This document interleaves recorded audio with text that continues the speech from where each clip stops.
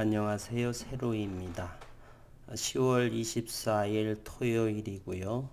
오늘은 한 주간의 프로텍 영상을 올려봅니다. 프로텍의 기술적인 주가의 위치, 그리고 반도체에 대한 주변 환경, 삼성과 SK 하이닉스 그리고 글로벌에서의 반도체 상황을 함께 주가의 위치와 함께 들여다보도록 하겠습니다. 최근 반도체의 환경은 SK 하이닉스에서 인텔의 메모리 반도체 사업 부분을 인수 추진한다는 기사가 10월 21일자에 올라왔습니다. 반도체라고 한다면 메모리 반도체 시장이 30%, 비메모리 반도체 시장이 70%를 차지하고 있죠. 그런 가운데 메모리 반도체의 하이닉스가 인텔의 부분을 사업 추진한다. SK 하이닉스가 인텔의 메모리 반도체 사업 부분 인수에 나선 것으로 전해졌다. 10월 19일 월스트리트 저널은 SK 하이닉스가 인텔과 메모리 반도체 사업 부분의 인수 협상을 벌이고 있고 이 협상이 타결에 접근하고 있다고 보도했습니다. 매각 규모는 100억 달러, 11조 4천억 원에 이르는 빅딜이라 이렇게 언급했습니다. 아직 SK 하이닉스와 인텔의 구체적인 협상 내용이 무엇인지는 정확하게 공개되지 않았지만 월스트리트 저널은 인텔이 중국의 낸드 플래시 생산 공장을 운영 중이라는 내용을 언급했습니다. 인텔은 최근 메모리 반도체 시장 가격의 하락, 공급 과잉 등을 이유로 메모리 반도체 시장에서 철수하는 방안을 검토하고 있는 중이랍니다. 인텔은 비메모리 반도체 생산을 주력으로 하지만 낸드 플래시 등 메모리 반도체도 생산하고 있죠. 인텔이 중국 공장을 매각하면 인텔의 사업 구조는 비메모리 반도체로 급격하게 쏠리는 현상이 나타나죠. 비메모리 시장은 5G, 인공지능, 자율주행 등등 앞으로의 시장 전망은 폭발적으로 성장할 거라 저는 생각을 합니다. 또한 이재용 부회장이 베트남의 5일간의 일정을 마치고 이제는 일본을 향한다라는 기사가 언급이 됩니다. 올 들어서 해외 순방을 대단히 많이 하고 있죠. 그만큼 삼성전자는 다급함이 깔려져 있다라고 생각을 합니다. 오늘 프로텍의 썸네일에 다급한 삼성전자다 이렇게 말했습니다. IT 반도체에서의 환경은 시간과 선점이 바로 생명력과 직결되죠. 따라서 2030년까지 비메모리 세계 1위를 선언한 삼성의 행보가 빨라지고 있는 상황입니다. 전 세계적인 코로나19 확산세와 사법 리스크에도 불구하고 이재용 부회장이 글로벌 현장 경영을 강화하는 것은 시급한 과제일수록 직접 챙긴다는 의지가 반영된 것으로 보이고 그가 업계의 예상을 깨고 지난 10월 10일에 네덜란드 출장지를 선택한 데도 2030 지난 올해 4월에 비메모리 세계 1위를 목표로 달성하기 위해 파운드리 분야에서 글로벌 점유율을 크게 확대한 데는 다급함이 깔린 것으로 분석이 됩니다. 현재 전 세계 파운드리 시장 1위는 대만의 TSMC로 글로벌 점유율이 비메모리 시장은 70% 중에서 그 중에 53%가 대만 업체가 가지고 있고요. 반면에 삼성전자 점유율은 17에서 18% 선에 머물러 있습니다. 파운드리 시장에서 우위를 점하기 위해서 5나노미터 이하의 초미세고 공정의 필수적인 EUV가 핵심인데요. 노광 장비라고 합니다. 이 장비는 네덜란드의 ASML이 독점 공급하고 있습니다. 반도체는 웨이퍼를 미세하게 깎을수록 품질이 올라가는데 EUV는 기존 불화르곤 대비 14배 파장이 짧습니다. 파장이 짧으면 에너지가 큰 것이고요. 따라서 회로를 그리는 데에 아주 적합하게 됩니다. 이 노광 장비는요, 살래야 살 수가 없습니다. 이 장비를 들여온다 손 치더라도 기술적인 다른 것이 보충되어야 되는데 실로 쉽지 않은 것이죠. 초미세 공정에 필수적인 이 노광 장비는 또 대당 2천억 원이 넘는 상황이고요. 도입도 쉽지 않고 줄을 서서 기다려야 하는 상황입니다. 이에 이재용 부회장은 네덜란드 ASML 본사를 방문해서 노광장비 9대의 조기 출하를 요청한 것으로 알려져 있습니다. 지분도 가지고 있지요. 삼성에서. 이렇게 노광장비를 초미세 공정의 장비를 이렇게 도입을 하고 그렇다면 앞으로는 반도체는 후공정이 또 뒤따라줘야 되겠습니다. ASML을 추격을 하고자 하는 삼성의 입장에서는 노광장비뿐만 아니라 완성이 되기 위해서는 후공정도 대만 TSMC에 상당히 뒤처져 있습니다. 따라서 이제 머지않아 후공정의 장비도 절대적으로 필요하게 되는 환경에 놓여 있는 것이죠.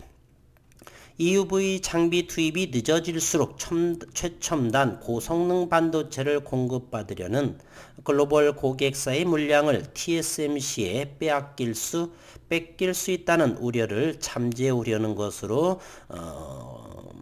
해석이 가능합니다. 이재용 부회장이 일본도 가야 한다고 밝힌 배경에는 또한 5G 분야에서의 삼성의 핵심 시장인 일본 내 영향력을 높여야 한다는 의지가 뒷받침된 것으로 풀이가 됩니다. 재계에서는 이 부회장이 연내 일본을 찾아 5G 사업 확대를 위해 1위 통신사 NTT 도모코, 2위 통신사 KDDI 등을 방문할 것으로 관측을 내놓고 있습니다. 여기에 코로나19 사태가 장기화하고 미국과 중국의 무역 전쟁으로 글로벌 경제가 예측할 수 없는 방향으로 흘러가는 점도 이 부회장이 현지 글로벌 경영을 가속화하는 요소라 볼 수가 있습니다. 물이 들어왔을 때 노져야 되겠죠. 현재 5G 시장에서의 1위는 중국의 파웨이, 그리고 미국의 에릭슨, 그리고 노키아. 현재 삼성은 5G 장비에서 4위에 머무르고 또한 미국 또한 파웨이를 배제를 하면서 삼성에 적극 밀어주고 있는 상황입니다. 이 기회를 삼성전자는 잘 활용을 해서 5G 장비에서도 제2위권 에릭슨을 넘는 그러한 시장 점유율을 기대하는 바입니다. 미국 정부가 며칠 전에 아프리카 등 제3세계 개발도상국들의 중국 기업들의 통신 장비를 사용하지 않으면 금융 지원을 제공하겠다라는 이런 환경까지 마련이 되어 있습니다. 따라서 이재용 부회장의 일본 방문도 보지 않았다. 이재용 부회장의 횡보가 빨라지고 있다는 상황의 배경입니다. 이제는 곧 다가올 싸움의 전개는 반도체 후공정 패키징 기술이라고 저는 생각하고 있습니다. 프로텍이 반도체 생산성을 100배 증대시킬 수 있는 갱본더의 설비가 고객사 양산성 테스트를 진행 중이다라고 9월 1일자에 밝혔죠. 6월 초에 갱본더가 만들어지고 기계연구소에서 연구원에서 발표됐고요. 그로부터 2달 남짓을 해서 테스트가 진행 중에 있다. 현재는 10월 24일이니까 일주일이 지나가게 되면은 2달이 채가 되겠죠. 그리고 이날 9월 1일자에 테스트를 진행 중이다라는 소식에 프로텍은 30분 만에 상한가에 안착을 시킵니다.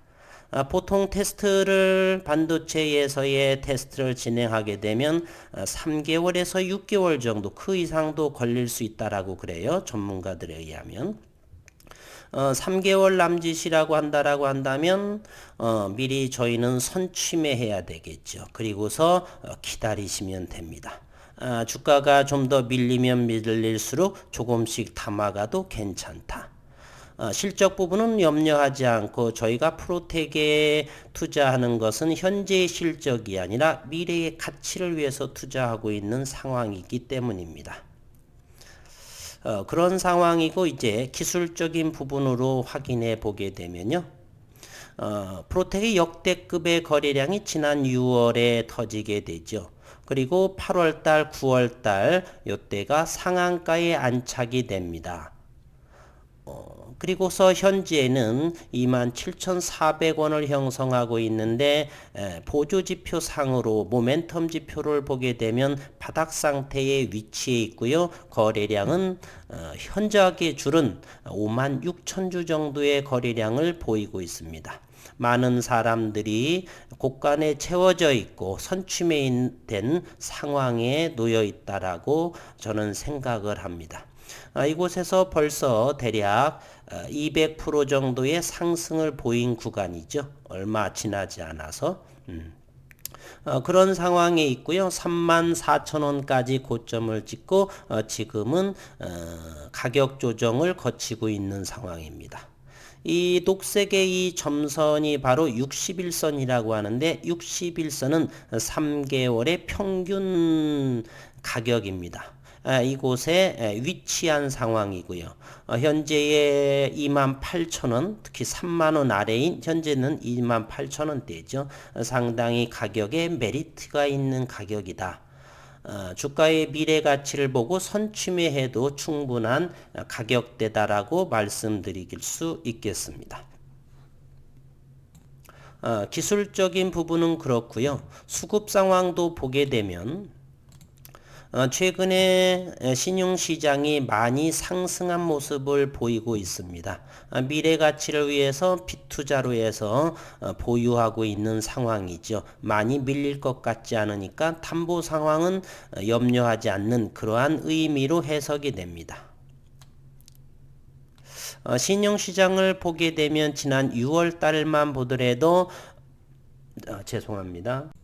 1% 정도의 신용시장을 보이고 신용시장이 점점 늘어나서 현재는 4.35%까지 즉 신용잔고가 48만 주까지 보유한 상황으로 나타납니다. 외국인들은 최근 주식수를 줄여서 4.2%까지의 보유 지분을 줄여진 상황입니다. 최고 6.8%까지 보유를 한 모습을 보였네요. 8월 31일에. 그래서 차익 물량을 해서 5%, 4%, 4% 정도에서는 바닥권이 되지 않나 보유 지분이 더욱더 줄일 상황은 아니라고 보고요. 의민 테스트로 인해서 MOU라든지 본계약을 체결이 이루어지게 되면은 다시금 5% 이상의 외국인 보유율도 충분하리라고 보고 있습니다. 기관들의 수급 동향도 들여다보도록 하겠습니다. 기관들은 거의 관여하지 않는 모습이죠. 왜 그러냐면 유동 물량이 상당히 많지 않습니다. 유동 물량이 대략 360만 주 정도가 유동 물량으로 보이는데 최근 2달 정도를 거치면서 상당히 개인 투자자들의 저가 매수와 보유 물량을 확인해서 상당히 유동 물량은 더 줄어들었다라고 생각을 됩니다.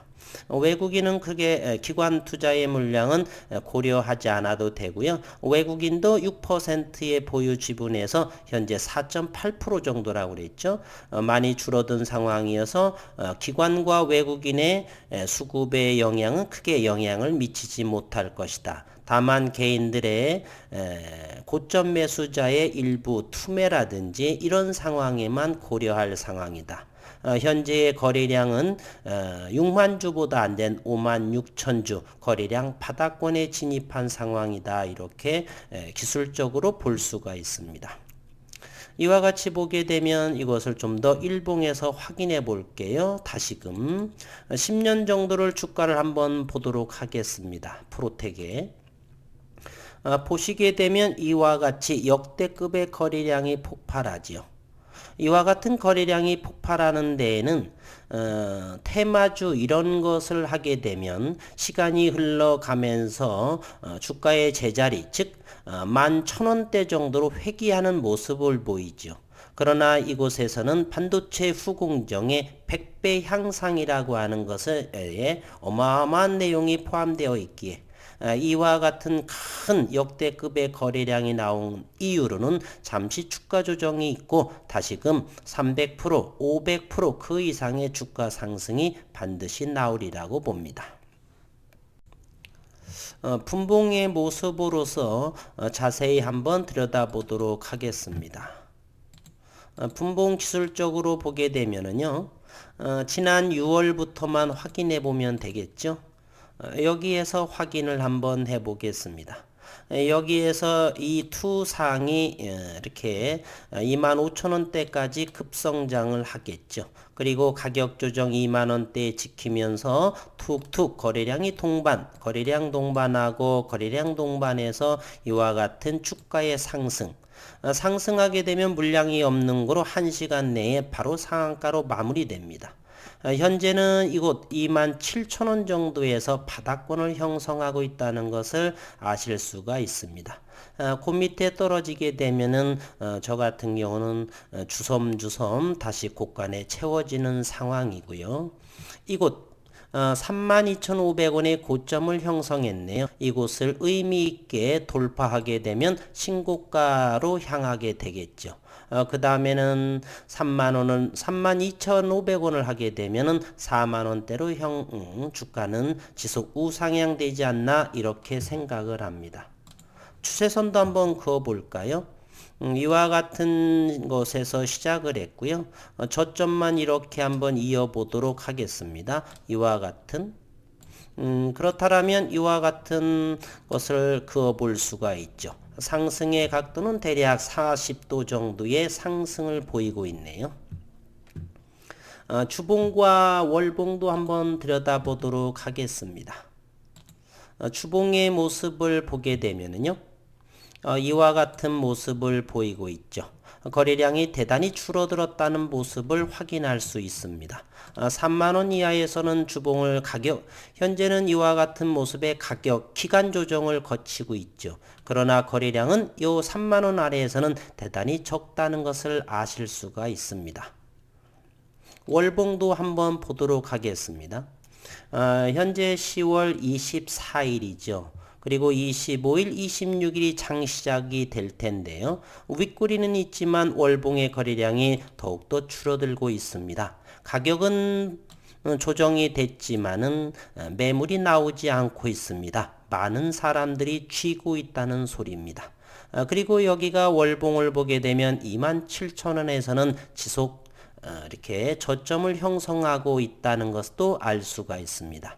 따라서 이곳을 돌파하게 되면 신고가 대열로 거래량도 없으면서 지속 성장하지 않나. 그리고 월봉을 보시게 되면 대단히 가파르게 상승하고 있다는 것도 아실 수가 있습니다. 기업적인 내용에 초점을 맞추고 프로텍을 연구하시는 것이 좋습니다.